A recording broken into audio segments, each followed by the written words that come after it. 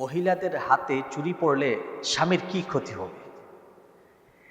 আসসালামু আলাইকুম ওয়া রাহমাতুল্লাহি ওয়া বারাকাতুহু। প্রিয় দর্শক, অনেক মা বোন আমার ফেসবুকে, মেসেঞ্জারে, টুইটারে নক করেন, মেসেজ দেন যে হুজুর, স্ত্রী যদি হাতে চুরি না পড়ে স্বামীর কি ক্ষতি হয়। আজকে এই ভিডিওর মাধ্যমে এই মেসেজটি দিতে চাই। আল্লাহ রাব্বুল আলামিন বলছেন, হুন্না লিবাসুল লাকুম ওয়া আনতুম লিবাসুল লাহুন। স্ত্রী স্বামীর পোশাক, স্বামী স্ত্রীর পোশাক। সুবহানাল্লাহি ওয়া বিহামদিহি। তাহলে বোঝা গেল স্বামী স্ত্রীর মহাব্বতটা জান্নাত পর্যন্ত। কারণ স্বামী স্ত্রী পোশাক, স্ত্রী স্বামীর পোশাক। আল্লাহ রাব্বুল আলামিন স্বামী স্ত্রীর ভিতরে একটা ভালোবাসা, একটা মায়া, মমতা, বন্ধন আল্লাহ রাব্বুল আলামিন সৃষ্টি করে দিয়েছেন। তাদের ভিতরে এই মায়া, মমতা, ভালোবাসাটা আল্লাহ রাব্বুল আলামিন তৈরি করে দিয়েছেন।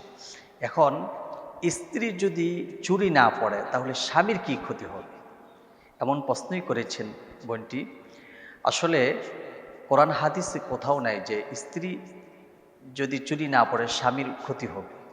এটা আমাদের সমাজের কিছু মানুষ আছে, এরা গুজব ছড়ায়, কুসংস্কার, এগুলো আগে আমরা শুনতাম।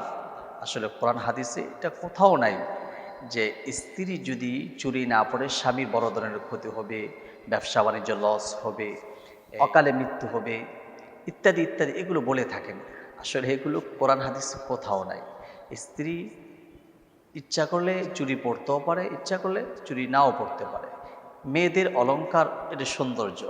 মেয়ে যখন কানে দুল পরবে, নাকে ফুল পরবে, এরপরে হাতে চুড়ি পরবে, একটু সাজুগুজু করবে, মেয়েদেরকে একটু সুন্দর দেখা যায়। যদি কোনো মা বোন এটা না পড়ে কোনো সমস্যা নেই।